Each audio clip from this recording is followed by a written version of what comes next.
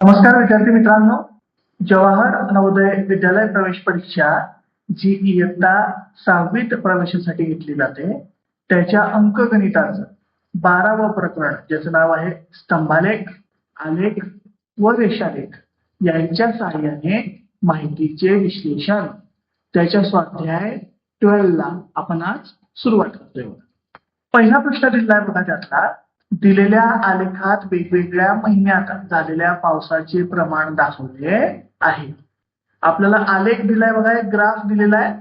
तिथे एका शहरामध्ये वेगवेगळ्या महिन्यांमध्ये किती पाऊस पडलेला आहे त्याचा डाटा किंवा त्याची माहिती आपल्याला दिलेली आहे. त्यामधला पहिला प्रश्न विचारला बघा, सब क्वेश्चन पहिला आहे त्यातला, जून व ऑक्टोबर या महिन्यांमध्ये पडलेल्या पावसात किती फरक आहे. कोणकोणते महिने पाहिजेत आपल्याला? जून आणि ऑक्टोबर. मग जून बघा बरं. जून जर का तुम्ही पाहिलं तर जूनचं जे रिडिंग आहे ते बघा, हे इथं 30 आणि इथं 40 यांच्यामध्ये. मग 30 आणि 40 यांच्यामध्ये म्हणजे किती असलं पाहिजे? 35 असलं पाहिजे. ऑक्टोबर बघा, ऑक्टोबर कुठपर्यंत आलेला आहे? हे बघा, हे 10 आणि 20 यांच्यामध्ये आहे. 10 आणि 20 यांच्यामध्ये म्हणजे किती असलं पाहिजे? ते 15 असलं पाहिजे. मग काय विचारलं आपल्याला? यांच्यातला काय फरक? फरक म्हणजे जून मध्ये होतं 35, ऑक्टोबर मध्ये होतं 15. 35 मायनस 15 करायचं. 5 मधनं 5 गेले 0, 3 मधनं 1 गेला तर 2 म्हणजे 20 मिलीमीटर. ऑप्शन सी मध्ये दिलेला आन्सर करेक्ट आन्सर आहे. यातला दुसरा सब क्वेश्चन दिला बघा. काय सांगितलं? कोणत्या 2 महिन्यांमधील पावसात 5 मिलीमीटर फरक आहे. 2 महिने शोधायचे त्यांच्यामध्ये 5 मिलीमीटरचा फरक पाहिजे असे. मग पहिल्या ऑप्शन मध्ये काय दिलं? ऑगस्ट व जून. शोधा बरं ऑगस्ट आणि जून. ऑगस्ट मध्ये किती आहे? 40 आणि 50च्या मध्ये म्हणजे 45. जून मध्ये किती आहे? 30 40च्या मध्ये म्हणजे 35. दोघांमधला फरक किती आहे? 10 चा. आपल्याला पाहिजे होता 5. म्हणजे पहिला ऑप्शन काही आपला येणार नाही. पहिला ऑप्शन आपला रॉंग ऑप्शन आहे. आपल्याला करेक्ट ऑप्शन शोधायचं आहे. दुसऱ्यावर जाऊ आपण. दुसऱ्यात काय दिलं आपल्याला? जून आणि सप्टेंबर. मग जून मध्ये बघा, जून मध्ये आपण काढलेला आहे 35. सप्टेंबर मध्ये पहा बरं किती आहे? 30. मग पहा बरं त्यांच्यातला फरक 35 आणि 30 मधला म्हणजेच काय? 35 मायनस 30 जर का केला आपण तर उत्तर काय ते आपलं 5. आणि या 5 मिलीमीटरचा फरक आपल्याला पाहिजे होता. म्हणजेच ऑप्शन बी मध्ये दिलेला आन्सर करेक्ट आन्सर आहे. यातलाच तिसरा सब क्वेश्चन दिलाय बघा. 5 महिन्यात एकूण किती पाऊस पडला. मग 5 महिन्यांचं काय करायचं आपल्याला? आता कॅल्क्युलेशन करून ऍडिशन करायची आहे. मग जून मध्ये किती आहे? 13 40च्या मध्ये म्हणजे 35. जुलै मध्ये किती आहे? 50. ऑगस्ट मध्ये किती आहे? 45. सप्टेंबर मध्ये 30 आणि ऑक्टोबर मध्ये किती आहे? 10 आणि 20च्या मध्ये म्हणजेच किती? 50.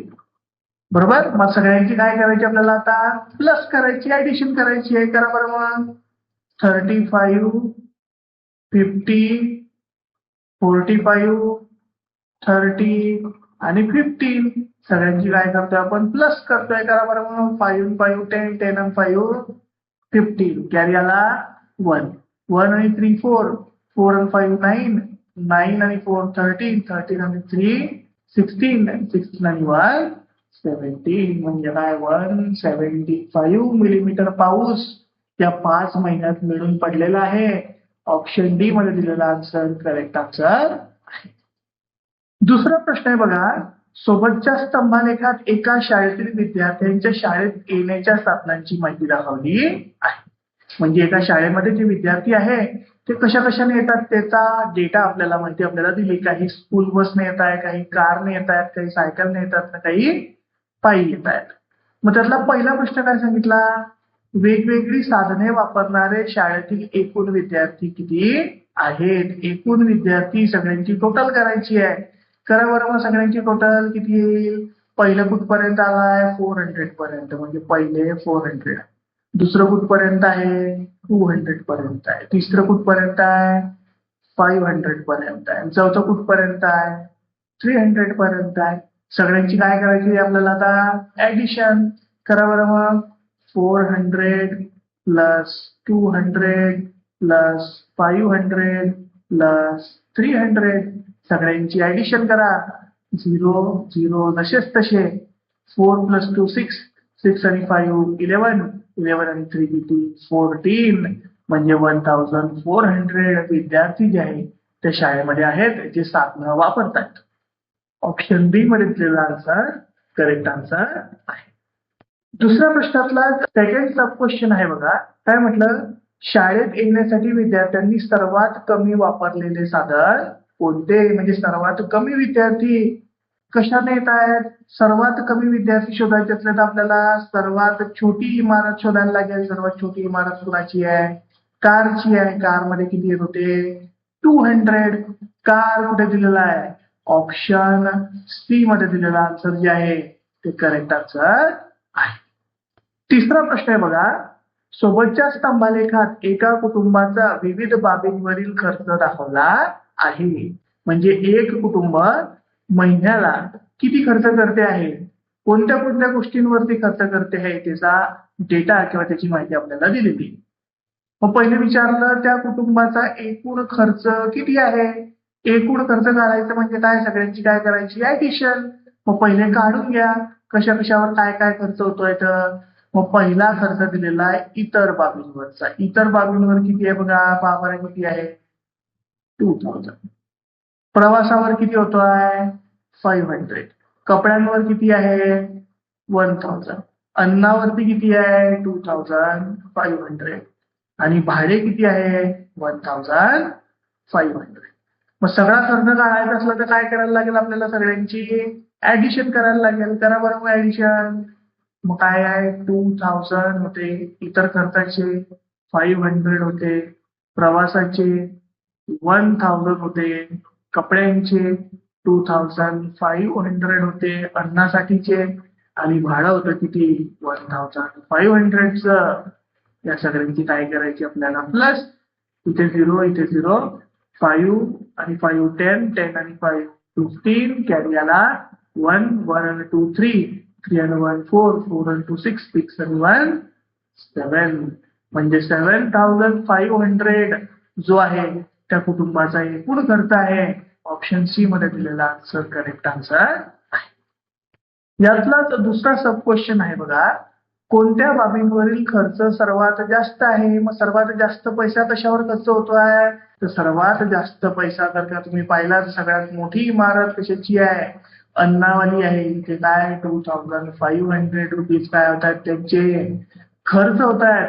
अन्न कुठे दिलेलं आहे ऑप्शन बी मध्ये दिलेला आन्सर करेक्ट आन्सर आहे. तिसऱ्या प्रश्नामधला तिसरा सब क्वेश्चन आहे बघा. घर भाडे व प्रवास यावरील खर्चातील तफावत किती आहे. म्हणजे घर भाड्याला किती पैसे लागताय आणि प्रवासाला किती पैसे लागताय त्यातला फरक काय आहे. घर भाडं किती आहे घर भाडं बघा इथे दिलेलं 1500 आणि प्रवास कुठे दिलेला आहे इथे दिलेला आहे. किती प्रवासाचे 500. यांच्यातला फरक काढायचा म्हणजे काय करायचं आहे मायनस करायचं आहे. मग काय होते 1500 भाड्याचे 500 होते कशाचे आपले प्रवासाचे. दोघांची मायनस करा 0 0 0 आणि 1 म्हणजे 1000 रुपीजचा काय आहे तर त्याच्यामध्ये फरक आहे. ऑप्शन ए मध्ये दिलेला आन्सर करेक्ट आन्सर आहे. चौथा प्रश्न आहे बघा. सोबतच्या स्तंभालेखात एका विद्यार्थ्याला वेगवेगळ्या विषयात मिळालेले गुण दाखवले आहे. म्हणजे एका विद्यार्थ्याचे एका परीक्षेमध्ये त्याला वेगवेगळ्या विषयांमध्ये किती गुण मिळाले त्याचा तक्ता किंवा त्याचा आलेख आपल्याला दाखवलेला आहे. त्यावरचा पहिला प्रश्न आहे त्याला सर्व विषयात मिळून एकूण किती गुण मिळाले. सर्व विषयांचे गुण काढून त्याची काय करायची आपल्याला बेरीज करायची आहे. पहा मग किती मिळत आहेत. इंग्रजीमध्ये किती आहे 20 आहे. मराठीचे किती आहे 40. गणिताचे किती आहे 50. विज्ञानाचे 40 आणि शेवटचा जो विषय आहे सामाध्ययन त्यामध्ये किती आहे 30. सगळ्यांची काय करायची आपल्याला प्लस करायची आहे. करा बरं मग. इंग्रजीचे 20 मराठीचे 40 गणिताचे 50 विज्ञानाचे 40 आणि सामान्यचे 30. करा बरं सगळ्यांची प्लस. इथे 0, 2 आणि 4 6, 6 आणि 5 11, 11 आणि 4 15, 15 आणि 3 किती झाले 18, म्हणजे 180 मार्क्स त्याला सर्व विषयामध्ये मिळून मिळालेले आहेत. ऑप्शन डी मध्ये दिलेला आन्सर करेक्ट आन्सर आहे.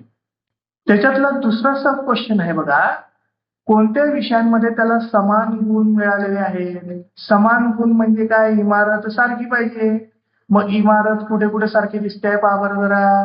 इमारत बघा इथे जर का तुम्ही पाहिलं मराठी आणि विज्ञान यांच्यामध्ये इमारत जी आहे ती सारखी आपल्याला दिसते आहे. किती गुण मिळालेले आहे, 40 गुण मराठीमध्ये आणि विज्ञानामध्ये मिळालेले आहेत. मग मराठी आणि विज्ञान कितवा ऑप्शन आहे, मराठी आणि विज्ञान ऑप्शन बी करेक्ट ऑप्शन आहे. यातलाच तिसरा सब क्वेश्चन आहे बघा, इंग्रजी व गणित या दोन विषयातील गुणांमध्ये किती फरक आहे. कोणकोणता विषय पाहिजे आपल्याला, इंग्रजी आणि गणित. बघा बरं मग तक्त्यामध्ये इंग्रजीमध्ये किती मार्क्स मिळाले आहे. इंग्रजीची बिल्डिंग कुठपर्यंत आहे 20 आणि गणिताची कुठपर्यंत आहे 50. मग 50 आणि 20 यांच्यातला काय करायचं आपल्याला, फरक काढायचा आहे. मग काय 50 मायनस 20 काय आन्सर येईल आपलं 30. ऑप्शन ए मध्ये दिलेला आन्सर करेक्ट आन्सर आहे.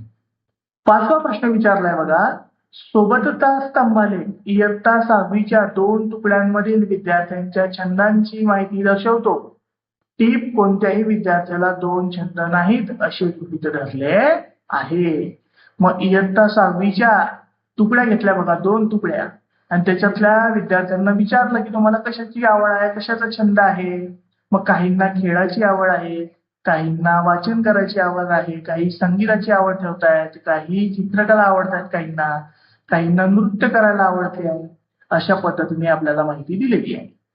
त्यावरती पहिला प्रश्न विचारला आपल्याला, कोणत्या छंदांची 30 पेक्षा जास्त आणि 50 पेक्षा कमी विद्यार्थ्यांना आवड आहे. म्हणजे आपल्याला असा छंद शोधायचा आहे जो 30 पेक्षा मोठा असेल पण 50 पेक्षा कसा असेल, लहान असेल. म्हणजे 30 आणि 50 यांच्या मधला छंद आपल्याला शोधायचा आहे.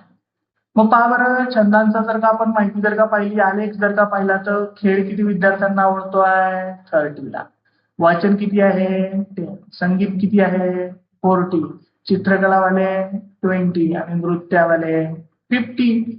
मग 30 आणि 50च्या मध्ये काय येतो आहे 40 येतोय. 40 वाले कोण होते, संगीतावाले होते. मग संगीत म्हणजेच ऑप्शन सी जो आहे ते आपलं करेक्ट आन्सर आहे. यावरचाच दुसरा प्रश्न विचारलाय बघा, 2 तुकड्यांमध्ये मिळून एकूण किती विद्यार्थी आहेत. एकूण विद्यार्थी काढायची म्हणजे काय करायची आपल्याला, सगळ्यांची काय करायची आहे प्लस करायची आहे. मग खेळावाले किती 30, वाचनावाले किती 10, संगीतवाले किती आहे 40, चित्रकलावाले 20, नृत्यावाले 50. सगळ्यांची काय करायची आपल्याला प्लस करायची आहे, ऍडिशन करायची आहे. करा बरं मग ऍडिशन.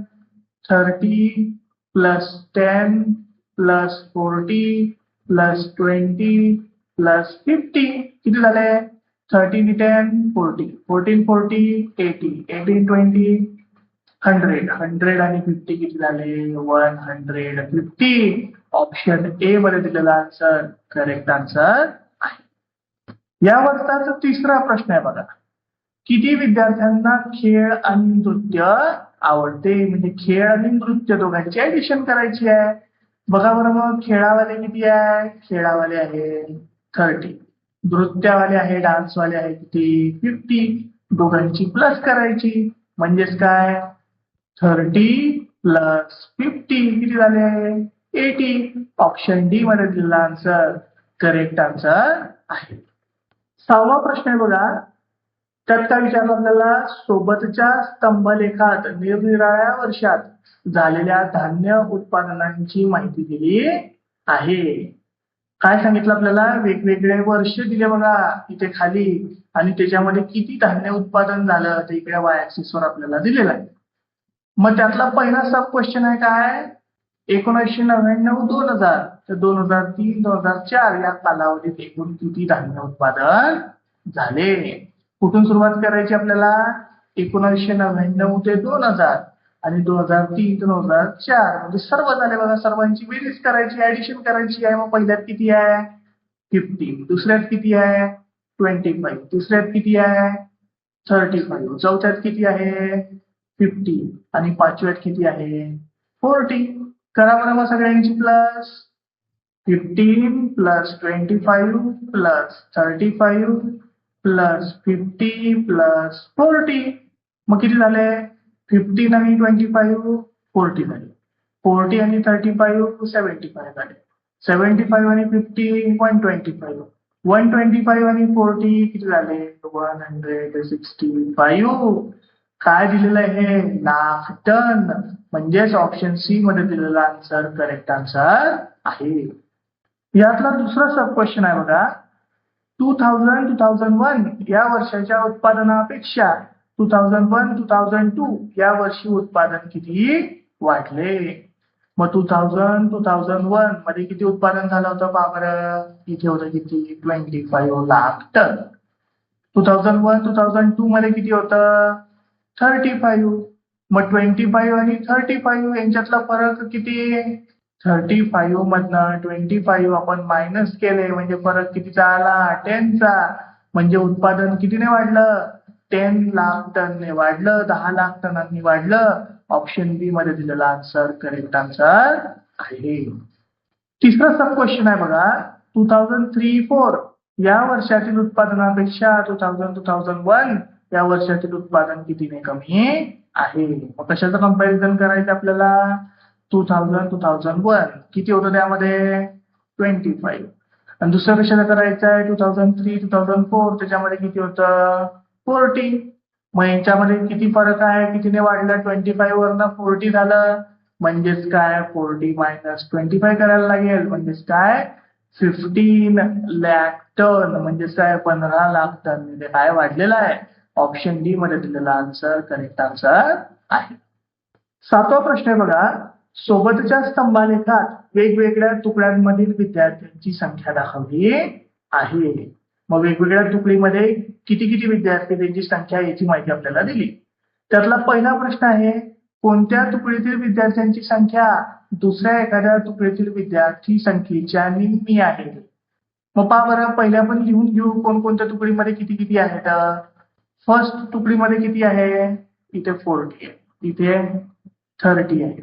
इथे 50 आहे. फोर्थ मध्ये 40 आहे. फिफ्थ मध्ये 60 आहे. मग आपल्याला काय सांगितलं? निम्मी. निम्मी म्हणजे काय? हाफ. पहा बरं कोणत्या ठिकाणी हाफ झालेलं दिसते आहे? बघा हे 60 आणि हे 30 जर का तुम्ही पाहिलं तर तिच्या हाफ केलं निम्म केलं तर काय येते? 30 येते. म्हणजेच काय? कोणकोणत्या तुकड्या आल्या आपल्या? सेकंड आणि फिफ्थ. सेकंड आणि फिफ्थ या तुकड्यांमध्ये ते आपल्याला दिलेलं आहे. मग प्रश्न वापरून एक व्यवस्थित. कोणत्या तुकडीतील विद्यार्थी संख्या दुसऱ्या एखाद्या तुकडीतील विद्यार्थी संख्येच्या निम्मी आहे? मग कोणाची संख्या निम्मी आहे? सेकंड तुकडीमध्ये जे विद्यार्थी होते बघा त्यांची संख्या फिफ्थ तुकडीमधल्या संख्येच्या कमी आहे. म्हणजे सेकंड आपला करेक्ट ऑप्शन आहे. सेकंड कुठे दिलेला आपल्याला? ऑप्शन बी मध्ये दिलेला आन्सर करेक्ट आन्सर आहे. दुसरा सब क्वेश्चन आहे बघा यातला. कोणत्या दोन तुकड्यांमधील विद्यार्थी संख्या समान आहे? कोणत्या दोन तुकड्यांमध्ये समान आहे कसं शोधायचं? दोघं बिल्डिंग किंवा दोघं इमारती कशा पाहिजे? सारख्या पाहिजे. मग कुठं दोघं सारख्या होत आहे? बघा इथं सारखी होते आहे, इथं सारखी होते आहे. इथं पण 40 आहेत, इथं पण 40 आहे. कोणकोणत्या तुकड्या? फर्स्ट आणि फोर्थ. मग फर्स्ट आणि फोर्थ कुठं दिलेला आपल्याला? फर्स्ट आणि फोर्थ ऑप्शन डी मध्ये दिलेला आन्सर. फोर्थ आणि फर्स्ट हे करेक्ट आन्सर आहे. तिसरा सब क्वेश्चन आहे बघा. पाचही तुकड्यांमध्ये मिळून एकूण किती विद्यार्थी आहेत? एकूण म्हणजे काय करायची? सगळ्यांची प्लस करायची, ऍडिशन करायची. पहा बरं मग पहिल्यात किती आहे? 40. दुसऱ्यात किती? 30.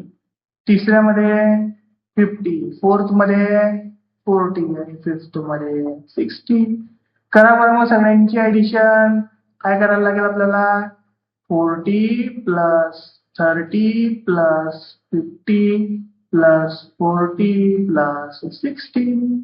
करा बरं. 14 30 70, 17 50 120, 120 आणि 40 160, 160 आणि 60 किती झाले 220. 220 म्हणजेच काय? ऑप्शन ए मध्ये दिलेला आन्सर करेक्ट आन्सर आहे. 8वा प्रश्न आहे बघा. सोबतच्या स्तंभालेखात एका विशिष्ट दिवसाचे वेगवेगळ्या शहरांचे तापमान डिग्री सेल्सिअस मध्ये दिले आहे. म्हणजेच काय? वेगवेगळ्या शहरांचं तापमान आपल्याला दिलं. विचारलं काय? कोणत्या शहरांचे तापमान समान आहे? समान म्हणजे परत इमारत कशी पाहिजे आपली? सारखी पाहिजे. पावर मग कुठे इमारत सारखं आहे? इथे आणि इथे सारखं आहे. कोणतं आहे ते गाव? एक आहे पाचगणी आणि एक आहे माथेरान. त्यांचं टेम्परेचर सारखं आहे, तापमान सारखं आहे. आणि पुणे आणि नाशिक यांच्यामध्ये पण काय तर 30 दिलेलं आहे, ते पण सारखं आहे. पहा बरं. पाचगणी आणि माथेरान दिसते का कुठे आपल्याला ऑप्शन मध्ये दिलेलं? पाचगणी आणि माथेरान दिलेलं आहे. कोणत्या ऑप्शन मध्ये दिलं आहे? ऑप्शन सी मध्ये दिलेलं पाचगणी आणि माथेरान हे करेक्ट आन्सर आहे. अजून जर का आपल्याला कुठे पुणे आणि नाशिक दिलं असतं तर ते सुद्धा आपलं आन्सर बरोबर असतं, पण इथे आपल्याला पुणे आणि नाशिकचा पर्याय दिलेला नाही. दुसरा सब क्वेश्चन आहे बघा. पाचगणी व चंद्रपूरच्या तापमानातील फरक किती? पाचगणी आणि चंद्रपूरचं शोधायचं. शोधा बरं मग. पाचगणीमध्ये किती आहे? पाचगणीमध्ये किती आहे? 25. चंद्रपूरमध्ये किती आहे? चंद्रपूरमध्ये आहे किती? 35. यांच्यातला फरक. मग 35 मधनं 25 मायनस करायचे. करा बरं. 35 मायनस 25 काय आन्सर आलं? 10 डिग्री सेल्सिअसचा फरक त्यांच्यामध्ये आहे. ऑप्शन बी मध्ये दिलेला आन्सर करेक्ट आन्सर आहे. 9वा प्रश्न आहे बघा. सोबतच्या स्तंभलेखात वेगवेगळ्या 5 शाळांनी एका स्पर्धेत जिंकलेल्या पदकांची संख्या दिली आहे. वेगवेगळ्या शाळा दिली बघा आणि वेगवेगळ्या शाळांनी एका स्पर्धेत किती किती पदकं दिली याची माहिती दिली. त्यावरचा पहिला सब क्वेश्चन काय? कोणत्या शाळेने सर्वात कमी पदके जिंकली आहेत? सर्वात कमी पदकं शोधायची म्हणजे काय? सर्वात लहान इमारत पाहिजे आपल्याला. सर्वात लहान इमारत कुणाची आहे? दुसऱ्या शाळेची आहे. त्यांना फक्त 3 पदकं मिळालेली आहेत. दुसरी शाळा कोणत्या ऑप्शन मध्ये दिलं आपल्याला? ऑप्शन बी मध्ये दिलेला आन्सर करेक्ट आन्सर आहे. सेकंड सब क्वेश्चन दिलाय बघा यातला. शाळांनी जिंकलेल्या एकूण पदकांची संख्या किती? एकूण म्हणजे काय करायची आहे? सगळ्यांची ऍडिशन करायची. मग पहिल्यात किती आहे? 4, दुसऱ्याला 3, तिसरीला 5, चौथीला 4, पाचवीला 6. करा बरं मग addition. 4 plus 3 plus 5 plus 4 plus 6. मग 4 आणि 3 7, 7 आणि 5 12, 12 आणि 4 16, 16 आणि 6 किती झाले? 22. ऑप्शन डी मध्ये दिलेला आन्सर करेक्ट आन्सर आहे. तिसरा सब क्वेश्चन दिला बघा. कोणत्या 2 शाळांच्या पदकांची संख्या समान आहे? समान म्हणजे बिल्डिंग सारखी पाहिजे, इमारत सारखी पाहिजे. शोधा बरं. कोणकोणत्या इमारती सारख्या दिलेल्या आपल्याला?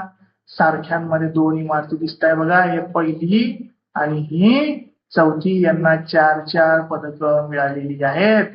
मग पहिली आणि चौथी, फर्स्ट आणि फोर्थ कुठे दिले ऑप्शन आपल्याला? फर्स्ट आणि फोर्थ ऑप्शन सी मध्ये दिलेलं आहे बघा. फर्स्ट आणि फोर्थ हा आपला करेक्ट ऑप्शन आहे. 10वा प्रश्न आहे बघा. सोबतच्या स्तंभालेखात एका वर्गातील विद्यार्थ्यांचे आवडते खेळ दाखवलेले आहेत. आवडते खेळ दाखवले आहे. कोणत्या विद्यार्थ्यांना कोणकोणता खेळ आवडतो तो आपल्याला दाखवला आहे. पहिला प्रश्न विचारला त्यातला. कोणते 2 खेळ आवडणाऱ्या विद्यार्थ्यांची संख्या समान आहे? समान म्हणजे परत इमारत सारखी पाहिजे. शोधा बरं. इमारत सारखी कुठे कुठे आहे? इमारत सारखी बघा. हे कॅरम वाले आणि बुद्धिबळावाले यांची इमारत कशी आहे? आपल्याला सारखी दिसते आहे. ते काय 4 आणि 8 च्या मध्ये म्हणजे काय 6 विद्यार्थ्यांना ते आवडते आहे. मग कॅरम आणि बुद्धिबळ कुठं दिलेलं आपल्याला ऑप्शन मध्ये? कॅरम आणि बुद्धिबळ ऑप्शन ए मध्ये दिलेला आन्सर करेक्ट आन्सर आहे. दुसरा सब क्वेश्चन आहे बघा यातला.